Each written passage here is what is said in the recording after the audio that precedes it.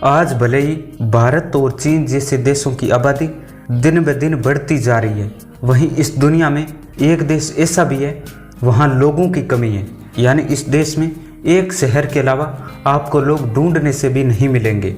यह दुनिया की लिस्ट पॉपुलेटेड कंट्री है। यहाँ पर population density almost 2 people square kilometre है। दरअसल मैं बात कर रहा हूँ मंगोलिया देश की।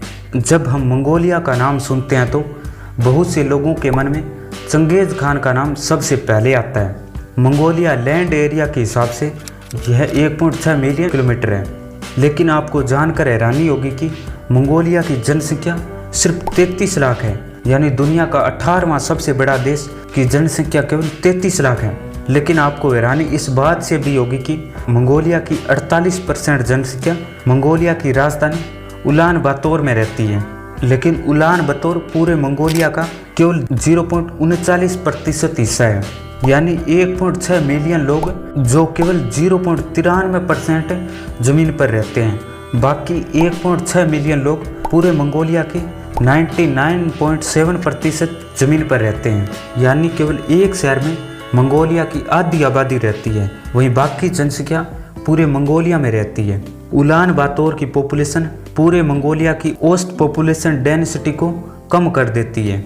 लेकिन सवाल यह है कि आखिर मंगोलिया की ये स्थिति कैसे हुई जो आज भी बनी हुई है। मंगोलिया की पॉपुलेशन डेंसिटी को समझने के लिए हमें मंगोलिया के इतिहास में जाना होगा। मंगोलिया पूर्व और मध्य एशिया में स्थित एक लैंडलॉक कंट्री है। लैंडलॉक कंट्री उसे कहते हैं जिसकी सीमा किसी भी समुद्र से नहीं लगती। वह देश अपने पड़ोसी देशों से घिरा हुआ होता है। विश्व में 44 लैंडलॉक कंट्री है, जिसमें सबसे बड़ा लैंडलॉक कंट्री कजाकिस्तान है। वही वेटिकन सिटी दुनिया का सबसे छोटा लैंडलॉक कंट्री है। उत्तरी अमेरिका और ऑस्ट्रेलिया महाद्वीप में एक भी लैंडलॉक कंट्री नहीं है। वहीं साउथ अमेरिका में 2 लैंडलॉक कंट्री है और अफ्रीका महाद्वीप में 16 लैंडलॉक कंट्री है, जो सबसे ज़्यादा है। वहीं यूरोप महाद्वीप में 14 लैंडलॉक कंट्री है और एशिया महाद्वीप में 12 लैंडलॉक कंट्री है। लैंडलॉक कंट्रियों की सबसे बड़ी समस्या है कि उन्हें ट्रेड करने के लिए दूसरे देशों पर निर्भर रहना पड़ता है। वहीं मंगोलिया की सीमा सिर्फ 2 देशों से लगती है, रूस और चीन से। हालांकि मंगोलिया की सीमा कजाकिस्तान से नहीं लगती। मंगोलिया के पश्चिम सिरे से पूर्व सिरे की लंबाई 38 किमी है। आज जिसे मंगोलिया कहा जाता है, वहाँ एक समय में छोटे छोटे कबीले मौजूद थे जो आपस में लड़ा करते थे। लेकिन बाद में इन कबीलों को चंगेज़ खान ने इकट्ठा करना शुरू कर दिया। बाद में उसके मन में दुनिया विजय की इच्छा जागृत हो गई। चंगेज़ खान जिस रास्ते से गुजरा वहाँ मौत और तबाही के सिवा कुछ नहीं बचता था। चंगेज़ खान इतिहास में दर्ज एक ऐसा नाम है जिसे पूरी दुनिया जानती है। इसके जुर्म और लूटपाट की कहानियाँ अक्सर हमें सुनने को मिल जाती है। शुरू में ये मंगोल एम्पायर छोटे से हिस्से में फैला हुआ था, लेकिन चंगेज़ खान के कारण इनका साम्राज्य चीन से लेकर सेंट्रल एशिया तक फैल चुका था। जब चंगेज़ खान की मृत्यु हुई तब उसके आखिरी शब्द थे कि मैं पूरी दुनिया को फतह करना चाहता था, लेकिन इसके लिए एक उम्र कम है। लेकिन चंगेज़ खान के वंशजों ने मंगोल एम्पायर को चीन से लेकर यूरोप तक फैला दिया। इनका साम्राज्य 230 मिलियन स्क्वायर किलोमीटर का था, जो पूरी दुनिया का 22% हिस्सा था। चंगेज़ खान ने एशिया से यूरोप की एक बड़ी आबादी का सफाया कर दिया था, जिसमें करीब 4 करोड़ लोग मारे गए। वहीं बाद में मंगोल सत्ता पाने के लिए आपस में लड़ने लगे।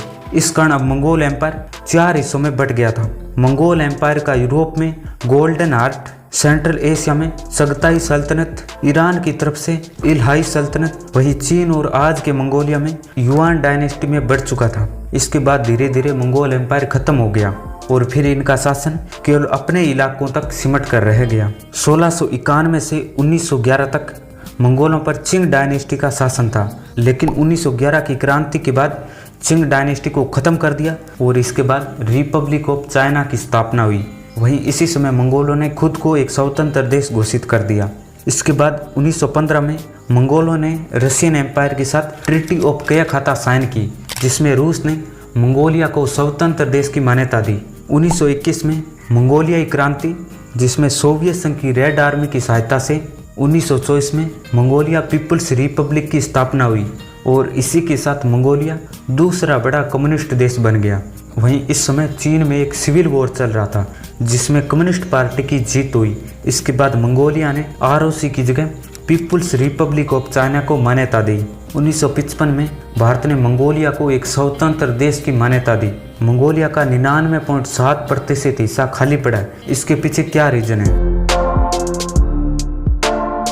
मंगोलिया 1911 में चिंग डायनेस्टी से अलग होने के बाद सोवियत संघ के बाद दूसरा बड़ा कम्युनिस्ट देश बन गया। वहीं मंगोलिया की कैपिटल सिटी उलान बातर मंगोलिया की पॉपुलेशन हब बन चुकी थी, क्योंकि पूरे मंगोलिया से लोग रोजगार की तलाश में उलान बातर में आकर बसने लगे। वहीं मंगोलिया की ज़्यादातर जनसंख्या इन्हीं बड़े शहरों में रहती है और बाकी मंगोलियाई लोग खानाबदोश तरीके से जीवन यापन करते हैं, क्योंकि मंगोलिया के 70% हिस्से पर घास के मैदान हैं। इसी कारण मंगोलिया में इंसानों के मुकाबले 13 गुना ज़्यादा घोड़ों की संख्या और 35 गुना ज़्यादा भेड़ें पाई जाती है। वहीं मंगोलिया की जनसंख्या का कुछ हिस्सा जो खानाबदोश तरीके से जीते हैं, उनका कोई परमानेंट ठिकाना नहीं है, ये मंगोलिया में घूमते रहते हैं।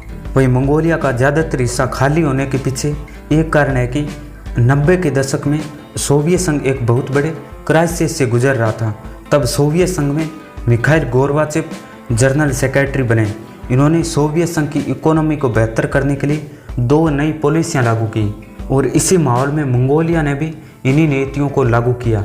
जब सोवियत संघ 15 देशों में टूट गया तब मंगोलिया में सोवियत संघ की वित्तीय सहायता के अचानक रुकने से इकोनॉमी पर काफ़ी गंभीर प्रभाव पड़ा। इस कारण मंगोलियाई लोग रोजगार के लिए शहरों में आने लगे, लेकिन मंगोलिया का सबसे बड़ा शहर उलान बातर होने के कारण आज भी मंगोलिया की ज़्यादातर जनसंख्या इन्हीं शहरों में रहती है और बाकी पूरा मंगोलिया खाली पड़ा है।